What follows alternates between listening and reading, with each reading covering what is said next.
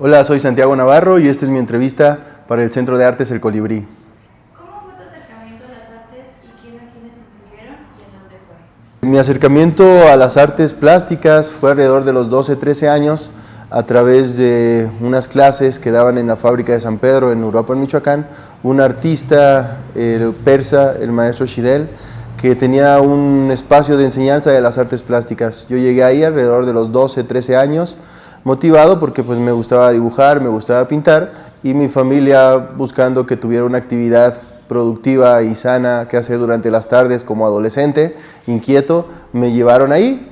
Entonces yo, sin darme cuenta, entré en un espacio de un aprendizaje profundo de las artes plásticas, de la pintura, del dibujo, de la composición, del color y de la historia del arte.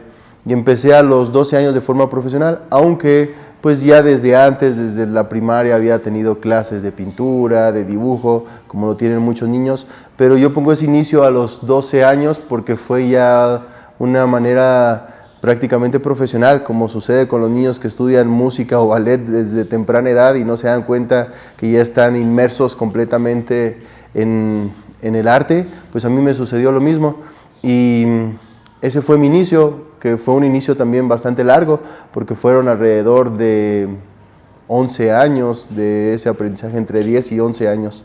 Entonces ese fue el aprendizaje. ¿Y qué me influyó? Pues en ese espacio se estudiaban todo lo que tenía que ver con la historia del arte occidental y también de Medio Oriente un poco, sobre todo desde la antigüedad hasta la posguerra, nada más. Entonces teníamos, además de todo lo que tiene que ver con el Renacimiento, Impresionismo, Barroco, etcétera, sobre todo un especial énfasis con las vanguardias artísticas en el momento ya del aprendizaje de la pintura como tal. ¿Qué referentes marcaron tu mirada al inicio? ¿Artistas, movimientos, contextos urbanos? Pues yo soy un artista que nació y creció en la ciudad de Uruapan, Michoacán.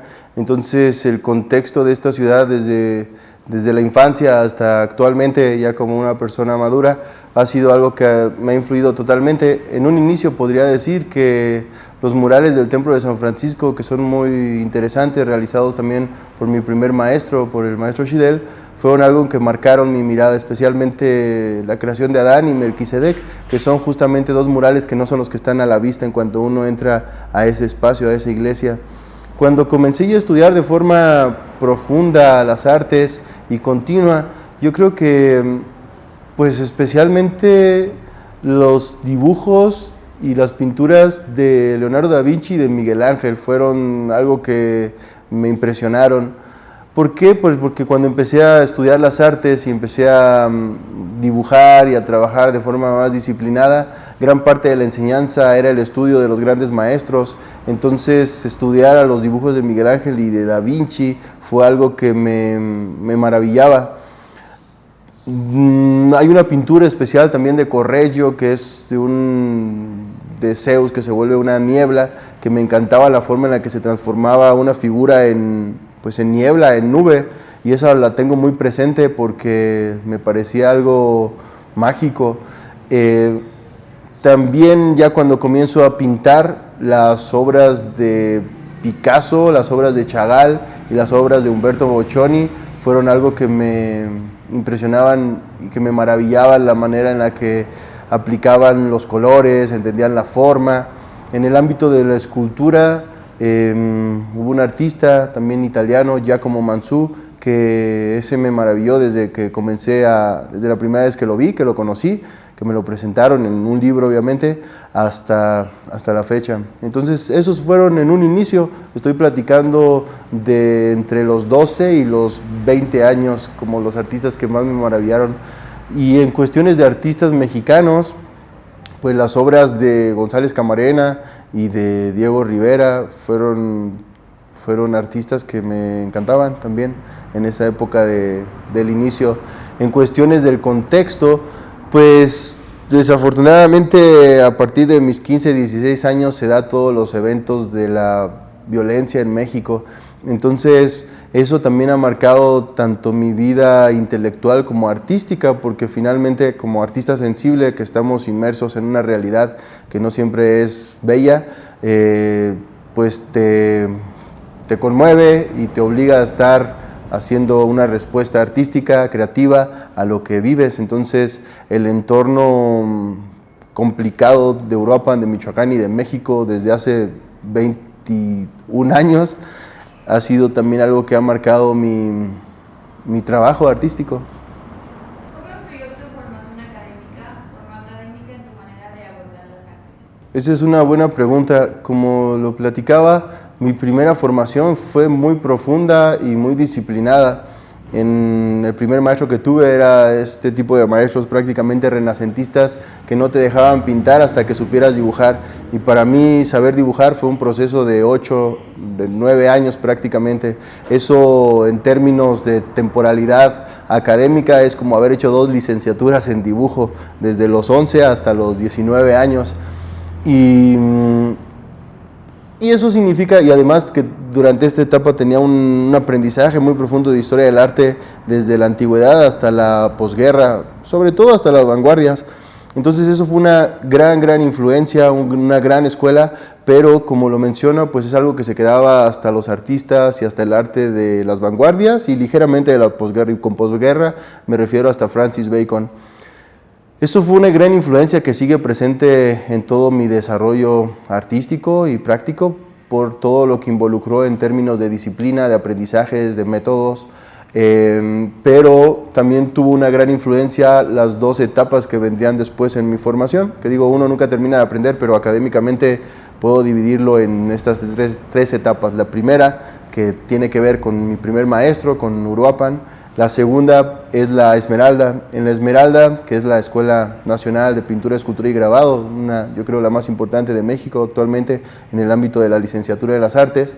Ahí fue donde yo estudié mi licenciatura entre el 2011 y 2015 y fue muy importante porque digamos que mantuve la disciplina que tenía de los primeros años, pero accedí a nuevas formas de entender el arte, a nuevas formas de comprender, de estudiar sobre todo el arte contemporáneo, diferentes expresiones tanto en México como de Estados Unidos, de Europa, de Asia, y también a aprender técnicas artísticas como el grabado, como la cerámica, un poco la fotografía, la escultura, inclusive hasta la fundición, que pues hasta la fecha han resultado muy útiles y que inclusive recientemente siguen dando sus frutos de ese momento.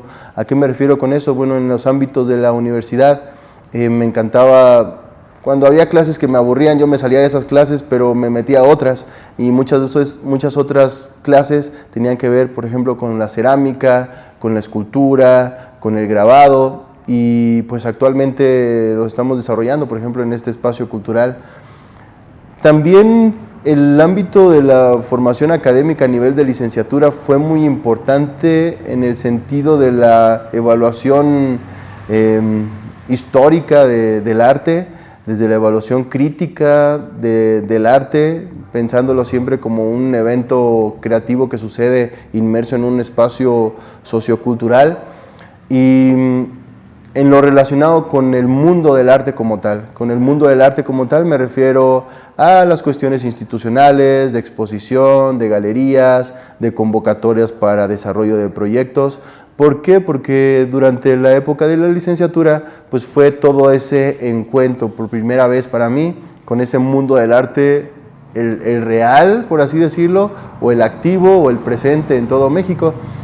Para mí fue muy importante porque con la guía de maestros que vinieron y que son ahora personajes muy importantes, bueno, ya lo eran, pero con más relevancia en el ámbito del arte contemporáneo actual, pues me formé intelectualmente, artísticamente y en cuestiones inclusive hasta de gestión cultural, porque ahí fue donde comencé a hacer mis primeros proyectos, tanto creativos como de proyectos de beneficio cultural para diferentes públicos. Después, la otra formación que vendría sería la formación en el extranjero, en la Academia de Bellas Artes de Florencia, que fue algo distinto porque es una maestría. Entonces yo hice una maestría en decoración, y la decoración en Italia la entienden como poner el arte al servicio de cualquier espacio. Una instalación de Anish Kapoor en Chicago, o el juicio final de Miguel Ángel en la Capilla Sixtina son decoración para los italianos entendidos, la palabra como se manejaba desde el siglo XVIII. Entonces yo estudié ahí eso y para mí la maestría influyó también académicamente en mí porque me permitió entender con libertad el arte, sobre todo extrapolando mi contexto intelectual, social, personal, que es mexicano, hacia otro espacio y viviendo también en un contexto totalmente distinto. Entonces pude entender y crear y estudiar con muchísima más libertad, calma y apertura en todos los sentidos al ser un ambiente totalmente internacional y también por todas las experiencias de viaje que hubo en ese momento. Entonces digamos que podría definir mi primera etapa de formación como una etapa de disciplina, de estudio, de aprendizaje maestro-alumno, la segunda etapa con una etapa de experimentación, de aprendizaje técnico, de creación de vínculos, de maestros, de personajes de la cultura, de amigos que también han devenido en buenos artistas, y la tercera etapa en una cuestión más de libertad, de apertura, de mi forma de pensar, de entender no solamente el arte, sino ya la vida artística, que sería algo mucho más complejo y pues también de más madurez. ¿Cómo ha influido tu experiencia profesional en el extranjero en tu práctica artística actual? Esa última experiencia que tiene que ver con los años en los que estuve en Italia y que también hice muchos viajes por Europa occidental, por Medio Oriente, por el norte de África, influyeron profundamente en mí, tanto especialmente por algunos maestros que tuve ahí y maestras, como por el conocimiento y el habitar espacios que pertenecen a otras culturas. Podría decir que la maestría para mí fue un momento de liberación, de apertura, de creación con calma, porque la forma de entender la vida artística en Latinoamérica, que es compleja, es muy distinta en Europa y tiene que ver pues con cuestiones que son hasta de la equidad, de los salarios, de la forma de entender las profesiones. Entonces en Europa hay una mayor libertad en decidir qué quiere estudiar uno y por qué, que no tiene que ver nada más con el hecho de cuestiones económicas, sino muchas veces cuestiones más profundas o humanas o artísticas o intelectuales. Entonces tuve la capacidad de poder y la suerte de llegar en un momento adecuado que me permitió entrar con los maestros también que fueron muy adecuados, el maestro Rafael, el maestro Orsini, la maestra Chigara, la maestra Doya, que me permitieron entrar en contacto con realidades del arte contemporáneo que yo solamente veía en libros, pero ya de forma directa. Y me refiero a conocer artistas, exposiciones, ver montajes, entender procesos creativos de personas que anteriormente solamente veía en libros o en internet, ¿no? Del artista que está en la Bienal de Venecia. Entonces, a través de esta maestría pude estar en contacto con ellos. De forma artística y personal, también para mí fue un momento de creación. Digamos que todo el aprendizaje previo a nivel creativo, ahí tuvo un momento primero de calma y después de creación, en la cual entendí los procesos creativos de forma compleja a nivel inclusive neuronal, pero también conceptual, histórico, social, emocional, y cómo todo tenía que estar. Y un artista tiene que trabajar para que esté armonizado, para que se dé la creación, y una creación profunda y con fuerza y con fondo y con una buena forma.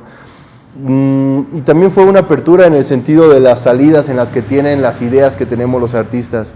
Ahora ya no pienso tanto en términos de técnica o de obra, sino en términos de serie y de temas, para poder tener salidas diversas que componen un cuerpo de obra. Entonces eso sería pues la influencia de ese periodo. Obviamente los viajes, las experiencias, los encuentros con el otro, y con el otro me refiero con alteridades de todo el mundo, alteridades rusas, mongolas, ucranianas, egipcias, judías, palestinas, alemanas, francesas, etc.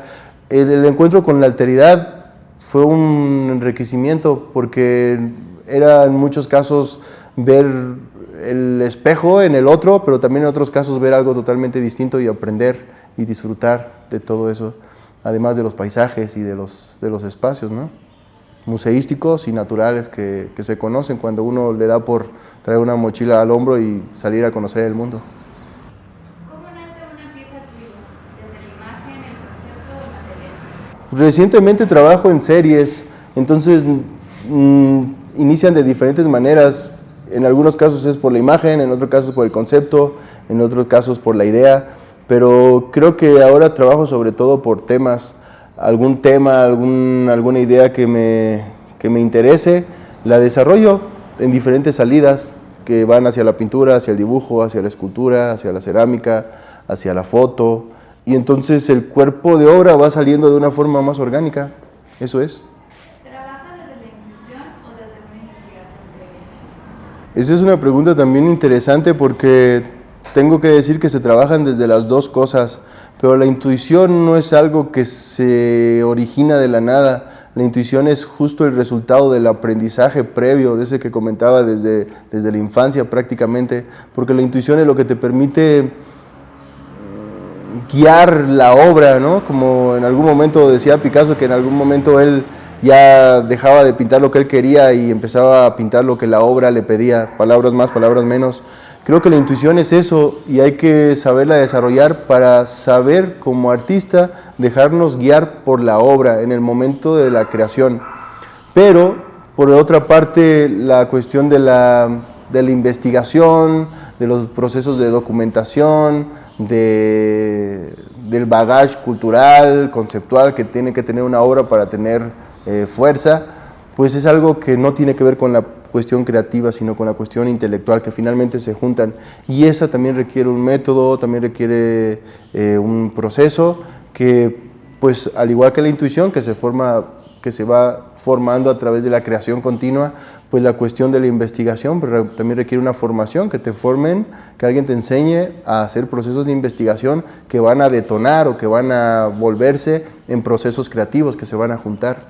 Porque, pues, finalmente un artista, pues, en muchas ocasiones es investigador, pero sobre todo es creador. Entonces la creación tiene que ir acompañada por todo lo otro. Así que podría decir que funciona de ambas maneras. En el momento especialmente de la creación pictórica, que es sobre todo lo que yo he hecho en mi carrera artística, creo que sí hay un momento en el cual se está pintando de una forma prácticamente inconsciente, en el cual la intuición va guiando todo, pero eso no quiere decir que estemos o que yo esté creando de forma irracional.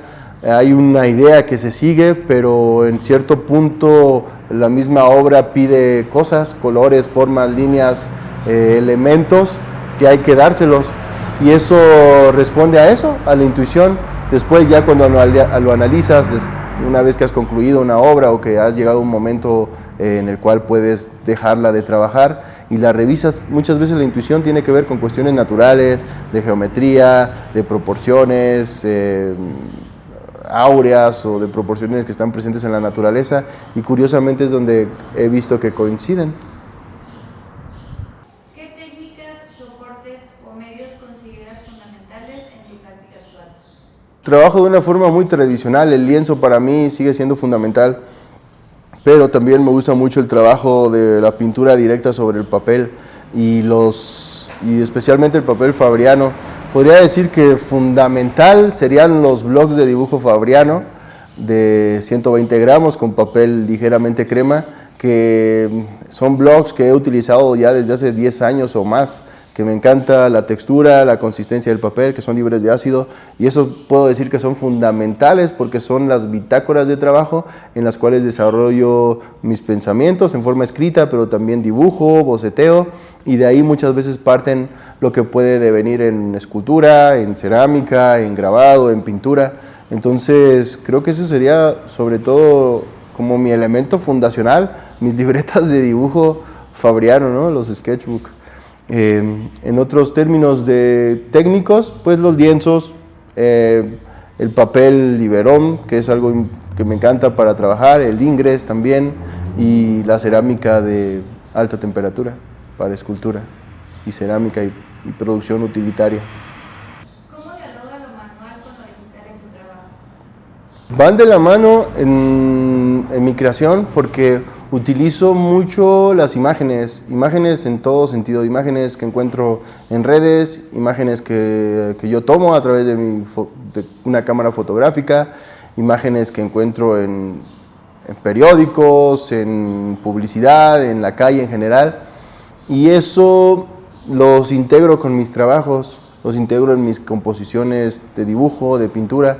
Entonces lo digital para mí es un medio de trabajo que me permite llegar a resultados que quiero. Para mí no hay separación, es una herramienta que utilizo si la necesito, y si no la necesito, ahí está, ¿no? Como utilizar un martillo, una cámara, una gubia, un pincel. Y el ámbito digital pues sirve mucho, especialmente pues con todos los programas de diseño, ¿no? InDesign, Illustrator, Photoshop, son muy útiles para cuando quiero experimentar con colores, con reflejar imágenes, editarlas, recortarlas, moverlas, acomodarlas, porque facilita los tiempos, sobre todo eso, acorta los tiempos de trabajo. Si uno ya tiene una idea de un cuadro, pero estás indeciso dónde vas a colocar un elemento, lo dibujas, medio generas tu composición, y a través de las cuestiones digitales puedes cambiar de una forma automática, ¿no? En tiempo real, sin necesidad de estar haciendo un boceto, otro, que digo, también son importantes, pero si ya tenemos la idea, creo que la cuestión digital pues es una herramienta que para mí es útil y no tiene diferencia con lo análogo.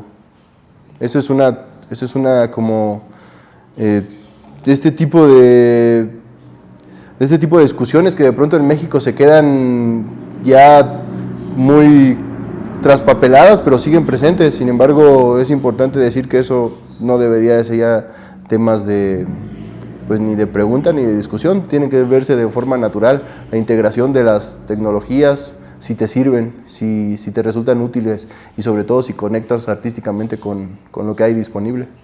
¿Cómo sabes en qué momento has terminado una obra?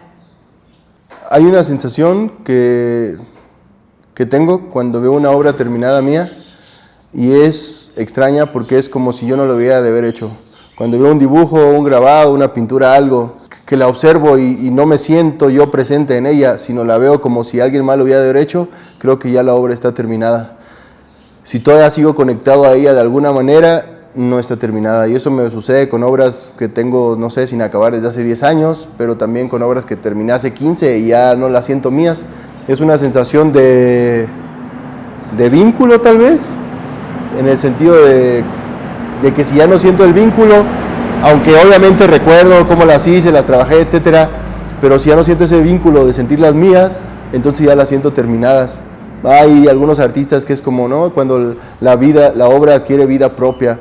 Podría ponerme poético y decirlo de esa manera, pero pues creo que es la forma en la que puedo yo entender que algo ya está concluido para mí. Obviamente también hay momentos de desarrollo de una obra, por ejemplo en las cuestiones pictóricas, cuando ya siento que la obra ya está logrando una idea determinada, que ya casi está terminada, pero aún sigue teniendo algunas cosas que trabajar, las firmo no porque estén terminadas, sino porque la firma también es un elemento visual, un elemento plástico, gráfico, que requiero saber dónde poner, y que si lo pongo hasta que ya la obra está terminada, en muchas ocasiones va a perjudicarla. Entonces, es como lo que platicábamos en alguna de las preguntas anteriores, la cuestión de la intuición, una intuición que te va diciendo si ya la obra está terminada, y terminada no es otra cosa que dejada de ser trabajada, ¿no? Porque una obra puede seguirse transformando, puedes tener ya una obra terminada y de pronto llegaste un día nervioso, inquieto, ansioso, y lo que ya estaba terminado en una pasada, en un mal uso de las herramientas, lo vuelves a destruir y vuelves a reiniciar. Entonces una obra está terminada cuando se deja de trabajar. Para mí es eso, la sensación de que no las hice. ¿Qué temas están presentes en tu obra actual? Trabajo en series que pueden manejar temáticas muy distintas en el mismo tiempo. Trabajo a la manera de este artista llamado Gerhard Richter, que decía que uno puede cambiar de estilo como de calcetines en una de sus entrevistas, en el sentido de que durante el mismo tiempo de creación estoy trabajando en algunas series. Trabajo sobre todo en series, trabajo por ejemplo con series de temas políticos, de crítica de sucesos violentos, mientras que estoy trabajando con cuestiones oníricas, de la percepción de la realidad, de la interpretación plástica, de la forma en la que percibimos los espacios socioculturales, de la forma en la que percibimos la realidad, que la realidad se percibe no solamente de forma visual, sino también intelectual. Mientras uno está viendo algo, están presentes en nuestro pensamiento tanto de forma lingüística lo que vemos, pero también de forma histórica, ¿no? ¿Qué es lo que estamos viendo? ¿Qué ha sido lo que estamos viendo? Pero también de forma social, ¿qué ha sucedido en lo que estamos viendo, ¿no? Entonces, cuando vemos, no sé, una calle, por ejemplo, estamos entendiendo la realidad de una forma poliédrica. Actualmente me gusta trabajar con esa sensación en mis obras, donde confluyen diferentes realidades, la que se ve, la que se piensa, la que se imagina, la que se ha vivido, la que se va a vivir. Y eso lo da la libertad del arte contemporáneo, en la cual puedes mezclar los elementos de una forma pues muy natural. ¿Cómo entiendes el concepto de contemporáneo en las artes? Lo contemporáneo lo entiendo, diría yo, con un sinónimo que sería consciente. Me refiero a que actualmente en las artes no hay líneas determinadas de creación. Se perdió la construcción cronológica de las artes después de la posguerra. ¿Por qué? Pues por todos los cambios que hay en el mundo, por la globalización, por las redes sociales, por el internet, la conectividad, etc. Entonces ya no hay como decían algunos artistas, no un padre que destruir y un abuelo que adorar en las artes, sobre todo, ¿no? No hay algo que tengas que, pues sí, destruir para revolucionar. Ese concepto ya se acabó hace algunos años. Entonces vivimos en un mundo de libertad, y de libertad en lo cual lo más importante es la selección de lo que uno elige para trabajar. Lo contemporáneo también tiene que ver con los medios con los que uno trabaja, podríamos decirlo, ¿no? Si trabajas con cuestiones más tecnológicas, actuales, pues estarías más cerca de lo contemporáneo en ese sentido. Pero yo inicié la relación de lo contemporáneo con lo consciente, porque para mí lo contemporáneo es lo que está consciente de su tiempo, independientemente de los métodos o procesos creativos que tenga, sino de lo que existe, de lo que está viviendo de forma interna o de forma externa en su contexto y de lo que se representa. Es eso. Creo que todo es contemporáneo mientras no sea anacrónico, es decir, mientras no quieras pintar a la manera de Van Gogh, solamente por pintar a la manera de Van Gogh, ¿no? Sin alguna cuestión que lo traiga eso a tu momento histórico, social, etc. Además, también en ese sentido, en el momento en el que algo se trae a tu tiempo social, la humanidad, los pueblos, las naciones viven en diferentes tiempos sociales, entonces hay que entender eso. Creo que lo contemporáneo es justo eso, consciente de qué artista crea y cómo crea lo que crea, porque se entiende su contexto, ¿no? Entendiendo la posición desde donde lo hace. Es eso. Obviamente un artista entre más formado está, más mundo tiene, pues hay mucho más agudeza en sus creaciones y se puede decir que son más contemporáneos, pero también lo contemporáneo no nada más es por sucesos actuales, o sea, no vas a ser contemporáneo solamente por pintar las guerras actuales en África, en Medio Oriente, en Europa, sino por la manera en la que lo haces. Es eso. Inclusive también, aunque no sean fenómenos históricos, aunque sea algo personal, la manera en la que vives, comes, te enamoras, duermes, despiertas. ¿Tiene tu práctica actual una mirada política o social? ¿Cómo entiendes lo político en el arte? Sí tiene una mirada política, desde la universidad tiene una mirada política en relación a que, no siempre, porque no es el arte político, no lo entiendo como un estandarte, como una forma de crear una marca, como una forma de crear una manera de reconocimiento en el sentido de que, este debe de ser de tal artista, ¿no? Porque hace esto. Lo entiendo como una catarsis, como una respuesta, como una consecuencia lógica, emocional, sensible, creativa de lo que vivimos. El arte en México muchas veces está relacionado a lo político porque es difícil no estarlo. Cuando en el lugar en el que estás trabajando, en tus alrededores, están sucediendo homicidios, secuestros, eventos violentos, y tú los ves, y si no los ves, los escuchas, y si no los escuchas, los lees, dices, mientras estaba aquí trabajando, mataron a alguien aquí a la vuelta, ¿no? Y eso tiene una respuesta que también no necesariamente tiene que estar presente en de forma evidente en todos los trabajos artísticos.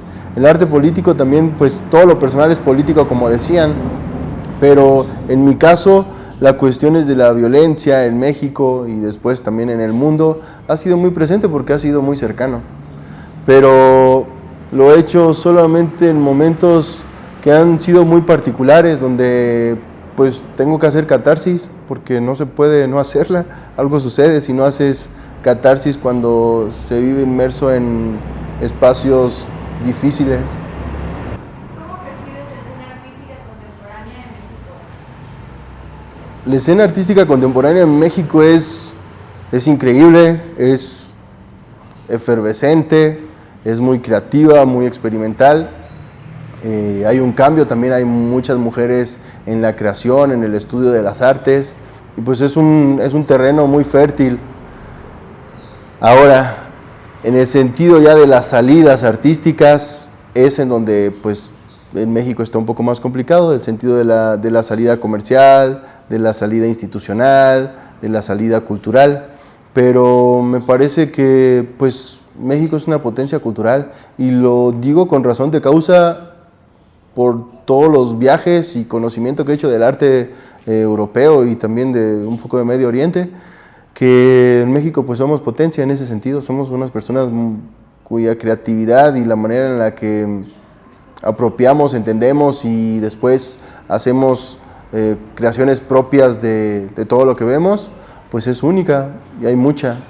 ¿Por qué? Yo creo que por todos los estímulos que hay en México, por toda la riqueza. México es un país que está hecho de diferentes naciones, de diferentes países, por así decirlo, de diferentes realidades, y eso estimula la creación artística. Yo recuerdo, por ejemplo, que en algunas ocasiones, mientras caminaba en otras ciudades, caminaba 3, 4 kilómetros y yo sentía que caminaba 500 porque el ambiente no cambiaba. En México, en cualquier ciudad prácticamente, en un rango de 4 kilómetros ves diferentes realidades, diferentes arquitecturas, personas, etc. Y eso estimula por completo tu creación en todos los sentidos. Si te estimula la cuestión social, o el paisaje, lo puramente plástico, lo experimental, es eso. Entonces es un ambiente muy rico, pero es carente de la infraestructura cultural suficiente para todo eso que existe. Es carente también de la infraestructura institucional suficiente para todas las necesidades, para todas las posibilidades que habría culturales para el arte contemporáneo mexicano. ¿Cómo surgió tu interés por la gestión cultural? Bueno, el interés por la gestión cultural se dio de forma natural, porque tiene que ver con el cierre de la universidad. Cuando salí de la Esmeralda, en esos últimos años comencé a participar en convocatorias para el desarrollo de proyectos culturales. Entonces, en el momento en el que estaba terminando la universidad, como la mayor parte de los que estudian artes, pues decía, ¿ahora qué voy a hacer? Entonces, en ese momento gano una convocatoria que era para crear talleres, desarrollar talleres, hacer conciertos, diferentes actividades culturales. Pero me permitió esa primer convocatoria equiparme con unos tórculos y con un piano. Entonces lo que yo dije, bueno, que no se quede en algo que va a ser pasajero, sino aprovechemos este equipamiento para crear una escuela, un centro de artes. Pensando en un centro de artes porque mi formación fue en el Centro Nacional de las Artes, entonces me gustaba mucho la cercanía que en teoría tenía que existir, que no la hay en la Ciudad de México porque es muy larga esa universidad, no permite el encuentro, pero en teoría tendría que existir en diferentes áreas, y finalmente uno pasaba por la de danza, por la de teatro, por la de música. Entonces, de una forma muy pues, pequeña en ese sentido, pero a nivel local, abrí un centro de artes que se llama el Centro de Artes de Colibrí, que es este actualmente. En su momento se rentó otro espacio, y este proyecto cultural, que como comento, no fue para hacer una escuela, sino fue para hacer actividades culturales, yo lo convertí en una escuela, en un centro cultural. Entonces, ese fue el origen, como una manera de crear autoempleo y también de emplear a otros artistas y de crear un espacio para la cultura y las artes que me permitiera tener una vida digna. Y posteriormente pues el proyecto fue madurando hasta el grado que pues ya ahora participamos en convocatorias nacionales, en algunos casos hemos ganado y eso nos ha permitido continuar el equipamiento, el crecimiento de la escuela, la vinculación con artistas de renombre nacional, internacional, y pues seguimos en ese proceso. Entonces ese acercamiento con la gestión cultural fue natural. Creo que en mi caso pues lo que ayuda es la comprensión lectora, porque la gestión cultural es básicamente comprensión lectora y administración, ¿no? Entonces como en esas dos cosas pues me gustan, creo que ha sido el fuerte, aunado con mi propia actividad y vida artística.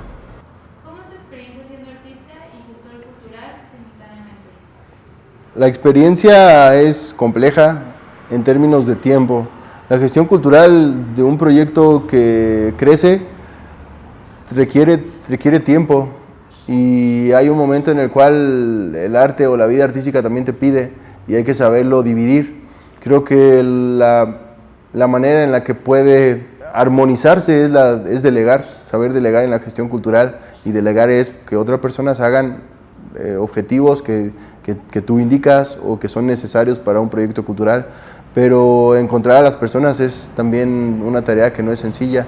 Entonces es complicado porque la gestión cultural, al requerir recursos humanos, es decir, personas, pues también requiere una remuneración, y esa remuneración tiene que ser siempre el punto de partida para la operación de cualquier proyecto. ¿Cómo se va a cubrir el gasto que implica la participación de 1, 2, 10, 100 personas, 100 artistas en un proyecto? Y eso requiere mucha actividad de diplomacia cultural, de vinculación, de administración, de planeación, y pues eso es tiempo. Yo creo que, ¿cómo lo he llevado yo? Pues en los últimos 3 años, sobre todo, me he concentrado especialmente en el desarrollo de este espacio. Aun cuando he logrado hacer algunas obras, ¿no?, como las que están detrás de mí, aun cuando he logrado vinculaciones con artistas que me han permitido momentos de creación en la gráfica, por ejemplo, como lo que se está haciendo recientemente y próximamente en la cerámica, pero pues eso es la relación. Es complicado porque siempre va a pesar más la vida artística, va a pesar más la creación artística. Pero en mi caso la gestión cultural también es un medio para vivir, es un empleo. Entonces trato de verlo como tal, pues es un empleo que requiere cierto tiempo y que tiene que tener también cierta remuneración.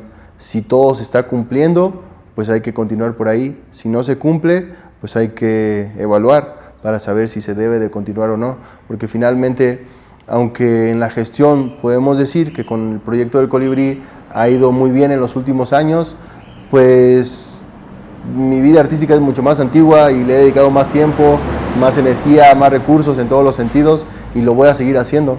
Entonces, mientras me permita la gestión continuar siendo artista, se puede. Si no, la vida artística gana. En mi caso, ¿no? Por eso un gestor cultural no debería de ser artista. El problema cuando no son artistas, pues es que no entiende las necesidades de los artistas, no entiende los puntos finos para un músico, para una bailarina, para un artista plástico, que pasan desapercibidos. ¿Qué te mueve visualmente en este momento? Me mueve la posibilidad de trabajar con las imágenes con tanta libertad, y que en el arte contemporáneo estas imágenes con las que uno trabaja tienen lecturas que son muy complejas y que no siempre son evidentes. Entonces me gusta mucho utilizar imágenes de mi entorno, me gusta mucho utilizar imágenes que he tomado de fotografías, me gusta mucho recibir estímulos de las redes sociales, de las noticias, de mi entorno, pero también de lugares ajenos a mí, para recrear realidades que no son visibles. Entonces eso me llama mucho. Visualmente también hay una investigación que tengo pendiente, en pausa por así decirlo, que está relacionada con el análisis de la composición visual a través de geometrizar series numéricas y geometrizar planos y crear y encontrar proporciones que están relacionadas con números irracionales. Entonces, son maneras de entender la armonía plástica desde una forma geométrica, y eso ha sido como algo que yo creo que a las personas que han tenido inclinaciones plásticas o creativas les ha fascinado desde la antigüedad, ¿no? Que están presentes desde edificios antiguos hasta la composición invisible pero presente en las obras del Renacimiento, modernas, contemporáneas, etc. Entonces, eso también me gusta, la investigación de los elementos plásticos fundamentales, el espacio, la proporción, la línea, los puntos, los ritmos, los colores, de forma abstracta. Entonces me gusta la figuración y me gusta la abstracción en sendas que pueden trabajar por su propia cuenta y en sus investigaciones visuales, pero que en algunas obras me gusta hacer que se encuentren. Es eso. A nivel también de creatividad, creo que lo que me sigue moviendo para crear, más allá de cualquier cuestión de series temáticas, de investigación teórica, de catarsis social, de acercamiento estético, ¿no? Del pathos, es sobre todo el momento en el que cuando uno crea, cuando se está creando, una forma en la que el cerebro comienza a trabajar de una forma activa, como si estuviera inconsciente pero estando consciente. Es decir, el proceso creativo para mí, pictórico y gráfico especialmente, porque la gráfica, y gráfico me refiero al dibujo, porque la gráfica, la escultura son mucho más corporales para mí, y de método, pero la pintura y el dibujo son mucho más naturales, quizá por la formación, quizá por el tiempo que se ha dedicado, pero hay un momento en el cual durante la creación se entra en un estado de concentración profunda y de creación profunda que es adictivo. Es adictivo porque permite reflexionar y generar recuerdos, ideas, reflexiones que de otra manera no salen. Es como una especie de meditación creativa, meditación consciente.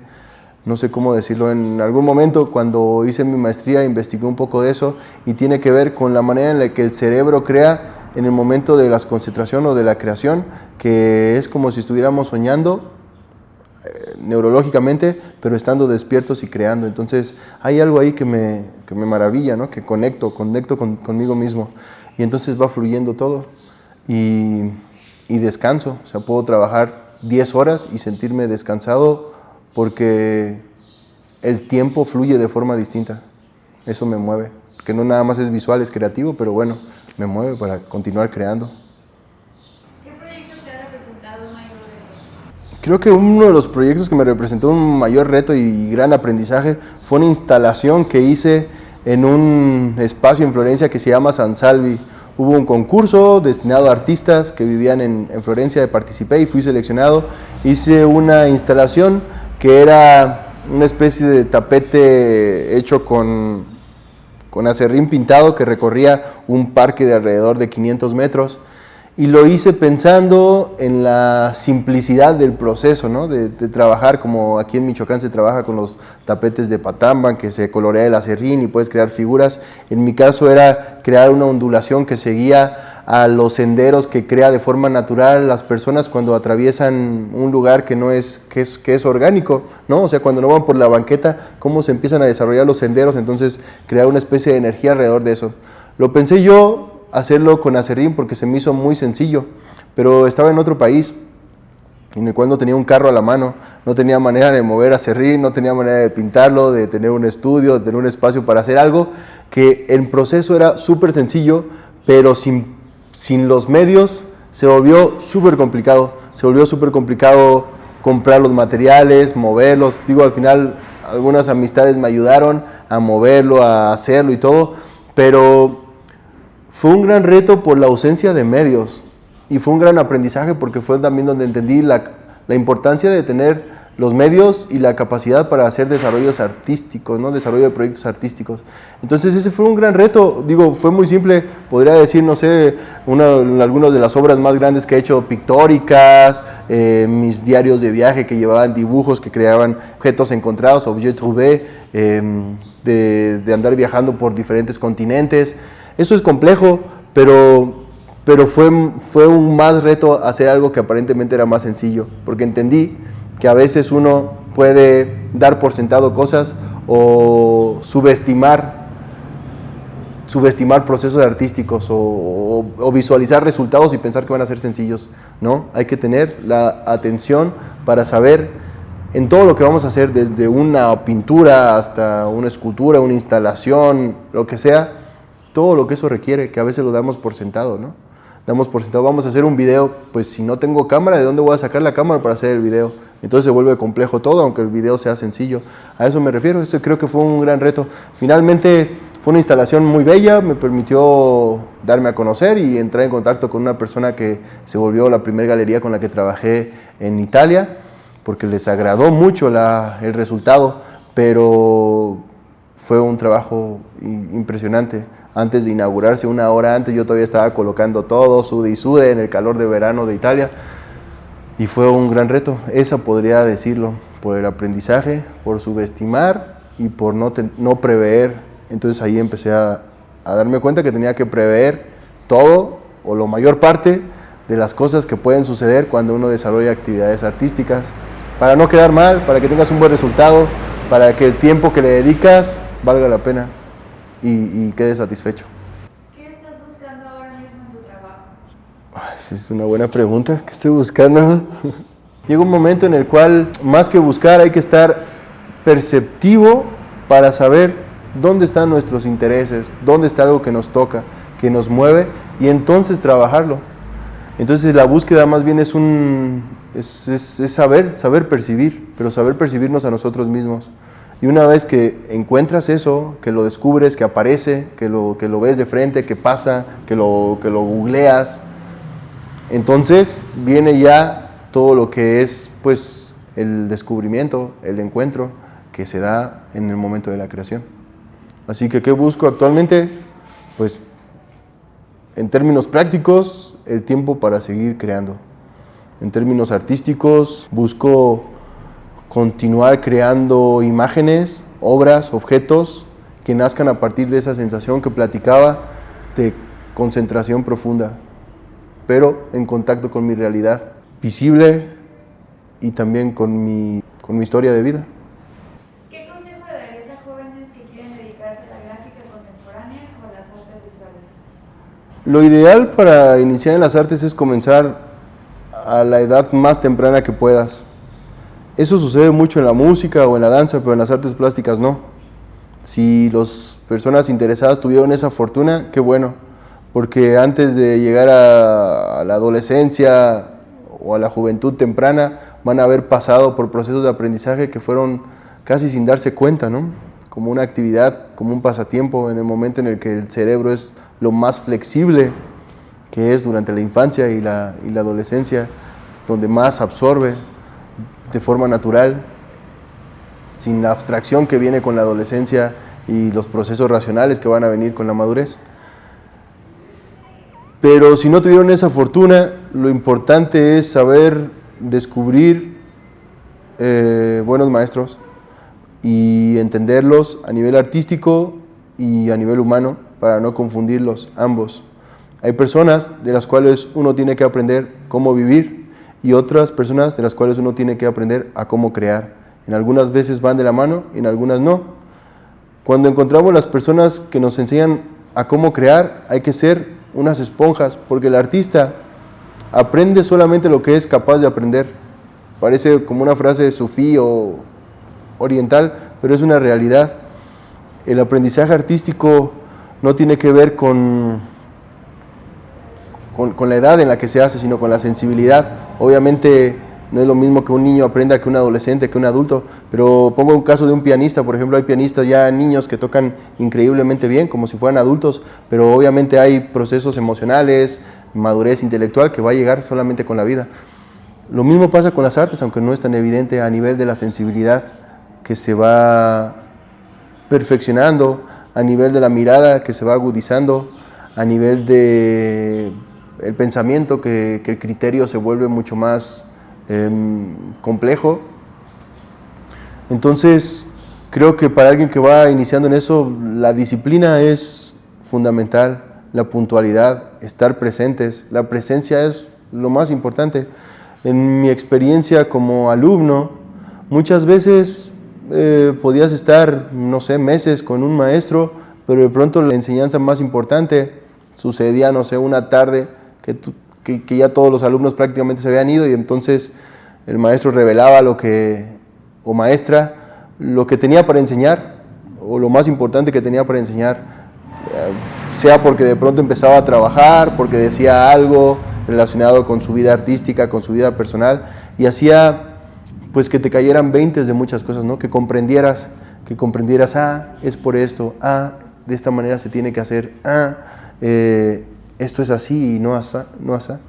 Entonces creo que estar presente es importante, estar también en buenos ambientes, con personas que sean positivas, que te apoyen y ser honestos consigo mismo siempre.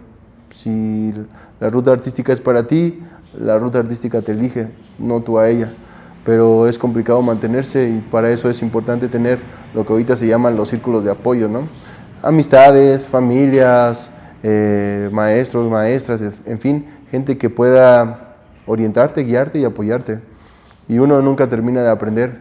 La diferencia es pues las personas que llegan o que tú eliges para que te enseñen, es lo que va cambiando. Cuando uno va iniciando, prácticamente es lo que la vida te ofrece y lo que tú eres capaz de meterte como en el espacio en donde vas a encontrarlas. Por eso es tan importante que cuando alguien va iniciando, pues busque sobre todo las escuelas nacionales, la Esmeralda o la UNAM, y de ahí pues la provincia, pero sobre todo las más importantes, porque devienen en cosas que van a generar a largo plazo un beneficio artístico, cultural, que a uno no se imagina. En mi caso, cuando estudié en la Esmeralda, por ejemplo, yo no conocía a nadie. La segunda vez que hice el examen fue cuando quedé, y la primera vez fue inclusive para aprender cómo hacer un examen artístico en la Esmeralda.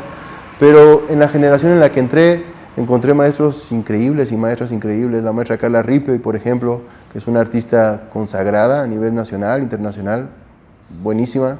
El maestro Daniel Garza Usabiaga, que recientemente fue director del Palacio de Bellas Artes y fue quien nos enseñó curaduría. Y fue porque entré justo en la generación en la que entré.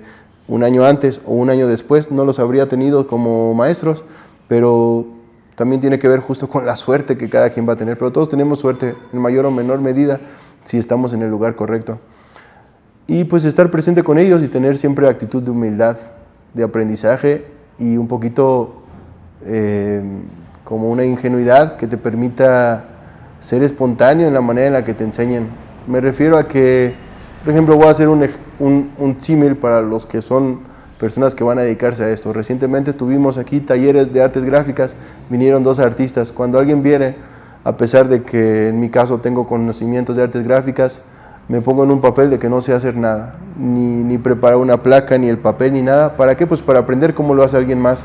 Y creo que eso es una posición que uno siempre tiene que tener, que es la de la apertura al aprendizaje y la apertura a la experiencia con el otro. Lo que creo que también uno nunca debe de olvidar y que viene con la madurez es no mitificar tampoco a nadie, a ningún maestro ni a ninguna maestra, sino ponerlos todos en su lugar adecuado. En mi caso fue hasta que hice mi maestría en Florencia que encontré maestros que no solamente los entendía como docentes de artes, sino también como ejemplos de vida, que lograban combinar bien la creación y la vida artística con su vida personal, familiar, con lo que no es totalmente artístico, creativo, pero que es igual de importante. Y eso también para mí fue fundamental, pero llegó también en otro momento de mi vida, con más madurez, con más años, y creo que es eso, de nuevo, los maestros, como decía también una frase por ahí, ¿no? El maestro llega cuando el alumno está listo, ¿no? Cuando el alumno está listo, el maestro aparece, pero hay que procurar siempre estar listos, eso es, y no desistir. Ay, al vuelo. Déjame ir. Estaba todo así.